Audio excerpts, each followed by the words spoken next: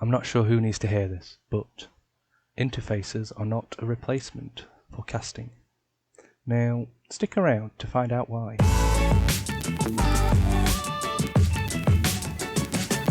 Okay, so before I can actually explain why it is that interfaces aren't a replacement for casting, we first have to actually explain what casting is and what it's used for. And before I can do that, we actually have to discuss hierarchy. Now, hierarchy is actually something that's quite important within the Unreal Engine, and it's something that you sort of end up using without even realizing it, if you've not already, just kind of from the get-go. Now, in the front of, as what you can see on the screen at the moment, I actually have a bit of a hierarchy example.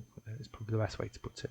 Now, any of the grey names, these are classes that are in Unreal Engine. All the sort of browny, orangey coloured ones, they're kind of example ones that you might have in a project, just to give you a bit more of an idea as to how you might yourself use hierarchy. The way that hierarchy works is you have a class and then you create a child of said class. And what this actually does is it means you can have specific code or logic that is in the parent class that is then available and present inside the child class. Now this has quite a few advantages because this allows you to add additional logic to that existing logic, and even in some cases override it entirely and do something different. Now if you're looking at the hierarchy in front of me, you'll notice at the very beginning there is one called object, and this is kind of like the base class for all the classes within Unreal Engine. The next common one that you've probably used would be actor. Most of the things that you create, particularly if it's going to exist in the world, would most likely be an actor of some sort. Moving on, you then have other things like your controllers, and then your actual character classes, which leads into the third person character. And you kind of see how these are all essentially a child of actor. So each one of these classes, they have their own little bit of logic that gets passed on to all of its children. A pawn isn't a controller, it doesn't have the same logic. But both of the controller and the pawn have the same logic that is inside of actor. There may be instances where some of that logic might be overridden, specific functions, variables might be changed, but these are children of actor. If we look more towards the top, you get examples of actor components and how this themselves lead into some of the more commonly used ones, such as the light components and the various mesh-related components such as static mesh and skeleton mesh. Again, these all stem from that original class, which is object. In terms of the brown ones, as I mentioned earlier, these are kind of examples of how you can kind of use this hierarchy. So if we look here for item, for example, you'd have your base item class, which would have all the base logic inside of it for how an item should function. And then you would then create children of that would add additional logic for how it should behave, in addition to its parent. So for this example, we have like a consumable, and then we have a tool class. So a consumable, as you probably expect, would be something that would be consumed by the player. So this could be things like food and potions. And already at this particular point, we don't have a specific type of class at this point for like a health potion, for example, or an apple, piece of meat, that type of thing. But again, the thing with hierarchy, you can just keep on going until you've essentially created all the logic that you need within this hierarchical system. Again, with tools, we have something similar where we might have a weapon, an axe, shovel, hammers, but then even the weapons class can be broken down even further into things like bow, swords, spears. So it's quite a flexible sort of system, and it's definitely something that you should be using and keeping in mind when you are creating your classes within Unreal Engine. Just because this allows you to create specific logic for specific things and having it inherit behavior from other classes as well. So with the explanation of hierarchy, this is where we can actually move on to understanding a little bit more about what casting is for and why it is that we do it. So if we were to go ahead and create a variable, call this one example var, if it's of type object, we can choose the various classes that an object can be created from. Now, looking at the hierarchy list, if we choose actor, we can actually store anything in this variable that is a child of actor, essentially. So if we have a player controller, we could store that in this example var. If we have a third person character, we can store that in there.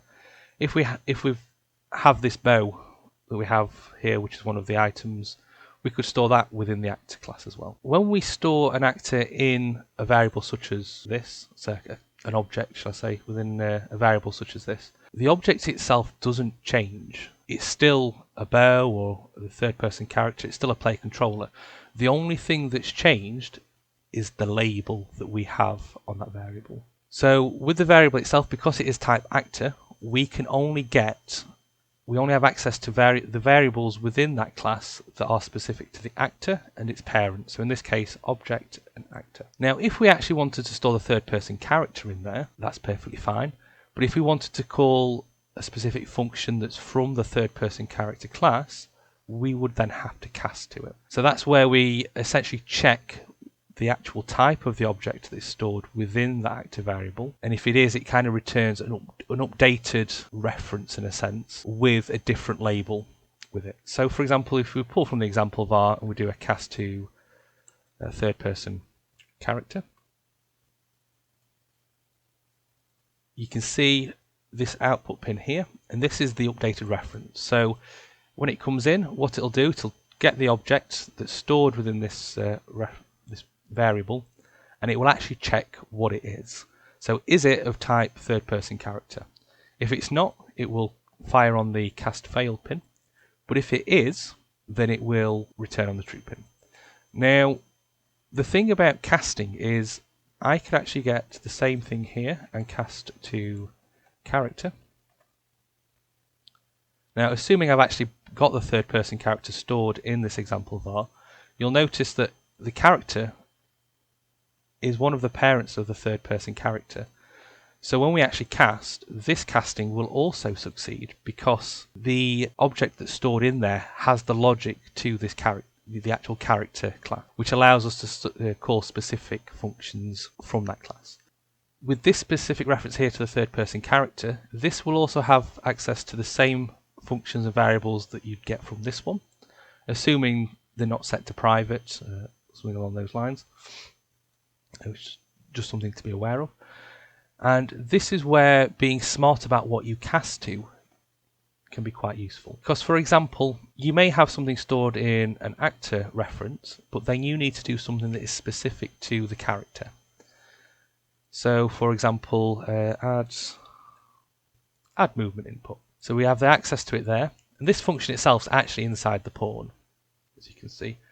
So if we really wanted to, we could even just cast to the pawn instead, and we still have access to the add movement input. The only difference is, we can do it for the third person here as well.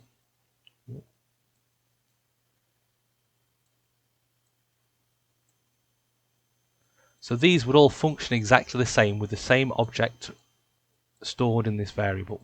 The only difference is the information that we are having this specific blueprint that we're doing the casting in gets to know about.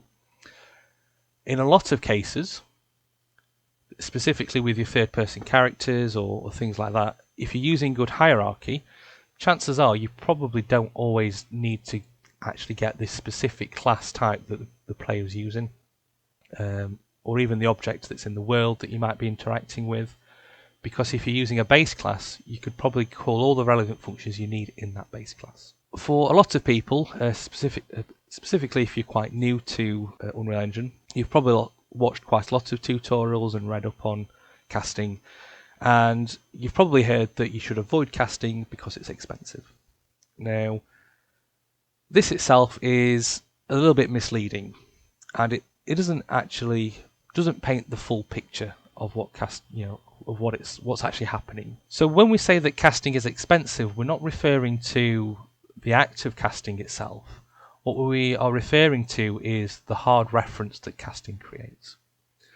And what we mean by a hard reference is we're referring to the memory that gets used up because of the hard reference. So when you create a hard reference, such as casting to the third person character, for example, that would force the blueprint that is using the casting to have to force load the third person character class, and that would include any of its, anything that it references as well. Now, Unreal Engine has a great tool to help try and visualize this. So I'll quickly go ahead and show that. So if I come into the content browser and I right click on the third person character that I have, there is an option here called size map. And if we open that up, it will show you all of the assets that are used to create this specific blueprint. And as you can see at the top there, it's currently showing 75 megabytes. So that is the size of memory that this specific blueprint will take up essentially, just to exist in the world. A lot of this stuff tends to be things like materials, textures, sounds, which will hopefully give you a bit of an indication of how hierarchy itself actually comes in handy. So the third person character is a child of character. Now if I go ahead and create a new character from the character class, I'll just rename this to example character. Just by opening this class, everything will be pretty much exactly the same as the character base class for the most part. And if we go ahead and look at the size map on that, this is only 4.2 kilobyte. So what's the difference? You know, if the character here, so the third person character extends from the character class, why is that so big? And the simple answer is because of the skeletal mesh. So the character class itself,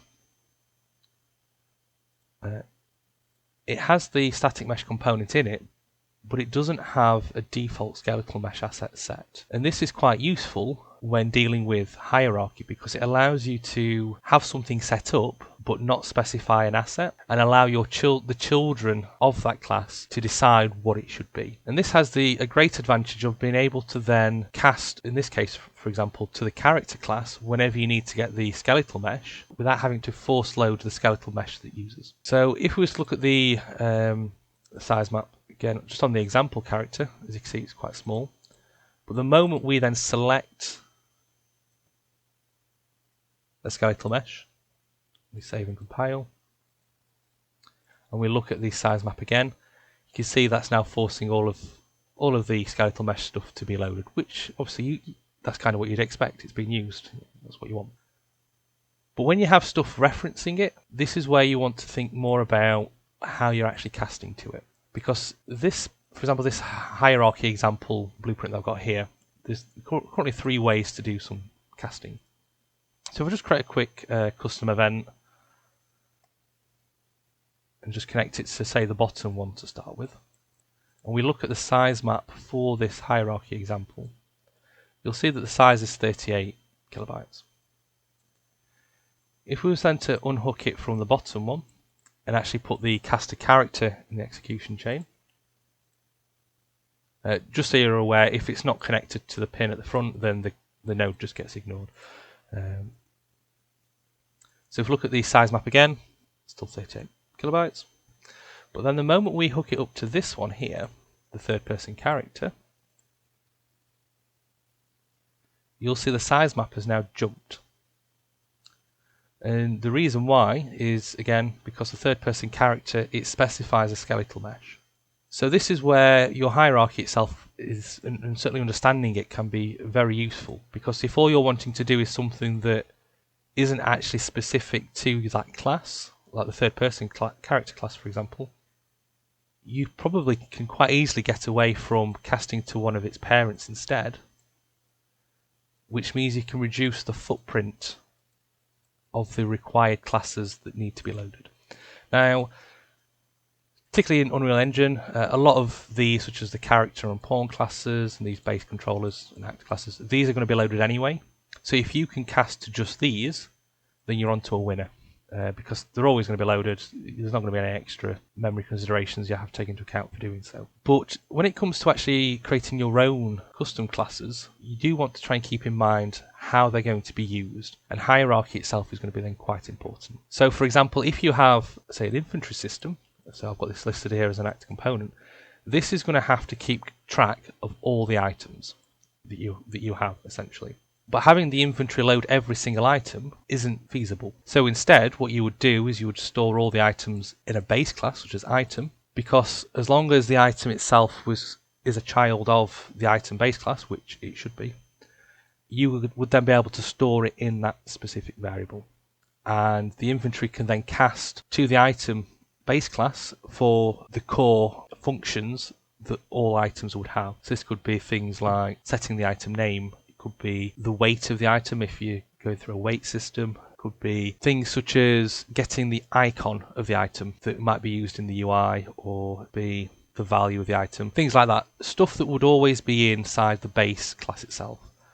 For something such as consumable, you might then have a different type of functions, different subsets that are only specific to the consumable base class. And it's only in those instances that you would ever need to cast to that base class. But what you have to bear in mind that it should be very rare that you would ever need to cast to the classes at the very end, because the stuff in here really should just be visual changes that aren't set in the parent. So it could be setting the static mesh for the bow, for example, static mesh for the sword and the spear, that type of thing, as well as sound effects and things like that wouldn't ever be defined in the base classes.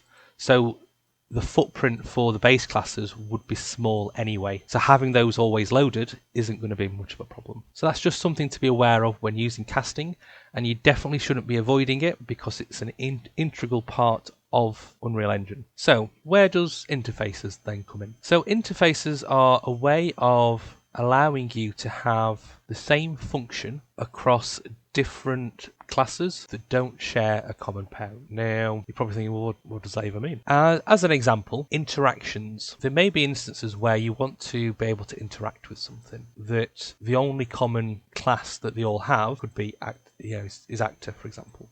So it could be, for example, a door, an item. There could be some NPC characters that you've got that they need to be interactable. So I'll just select third person character for now. So they themselves will probably all need a function called interact.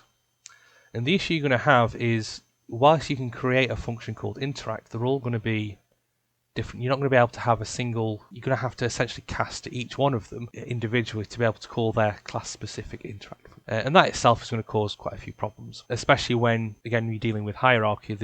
You could have quite a long chain, you could have hundreds of different interactable items that might not always share, as I mentioned, that common parent. So this is where interfaces come in. So when you create an interface, it allows you, whatever implements the interface, to have the same functions. So as an example, if I was just to come in and quickly create a blueprint interface, let's call this BPI interactable, and then we'll create a function here called interact.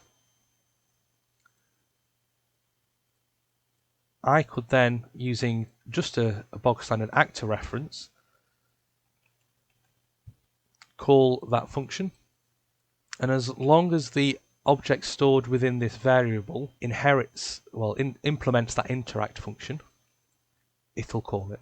So this particular function here doesn't need to know about the specific class or the type of it, because it's an interface. So as you can see, it's quite useful. So interfaces, that is their purpose. It is to allow you to give classes that don't share a common parent, to give them the same set of functions that they might require, such as an interact. There could be another one such as show outline effect, or it could be show name or pickup name. Things like that. They're not something that you could do easily in a base class, because it would require having to modify engine base classes, which isn't necessarily recommended. Obviously, you can go ahead and do that. That's particularly if you're using C++. But generally, it's normally best to leave the engine classes as they are. Interfaces are a great way to get around that. Another use for interfaces is when you might be using different systems. So it might be that you've bought different systems off of the marketplace and you want them to essentially work together.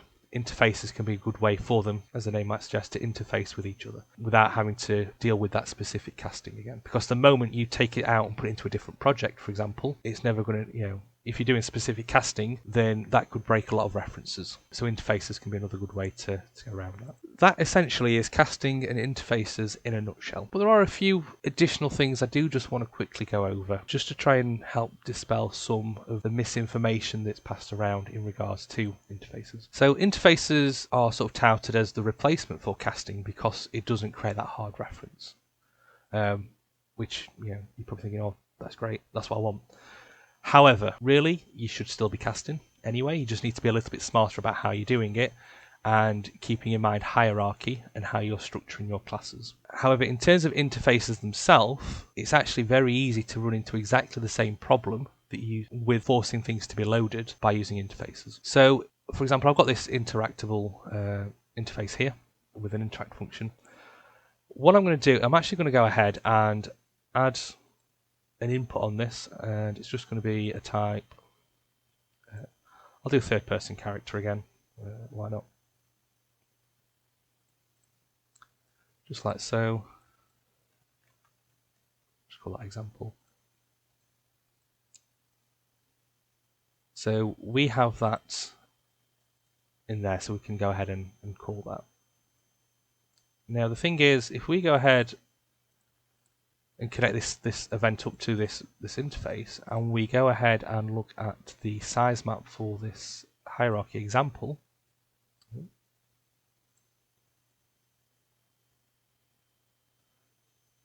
it's still forcing the third person character to be loaded. And the reason why is because it's the interface that is forcing it to be loaded. So the moment you add a type specific reference to an interface, everything that implements that interface now has to force that specific class type to be loaded, which then negates the whole using interfaces to not force things to be loaded. As I mentioned, interfaces aren't a replacement for casting. They have a specific purpose, and not using them for that purpose could cause you more problems in the long run. It's interfaces and casting in a nutshell, I guess. Hopefully you found this video useful. I know it's a lot of me just talking. Hopefully the examples give you a bit more of an insight into what they're actually doing. But yes, I just want to say thanks for taking the time to watch this video. I do just want to mention that I do have a Discord channel as well. So if you're on Discord and you want to check it out, check the video description for that. I do also have a Ko-Fi page, so if you want to support me financially, there is an option on there to do so. Again, I just want to say thank you for all the support that everyone's given me, and enjoy the rest of your day. Take care.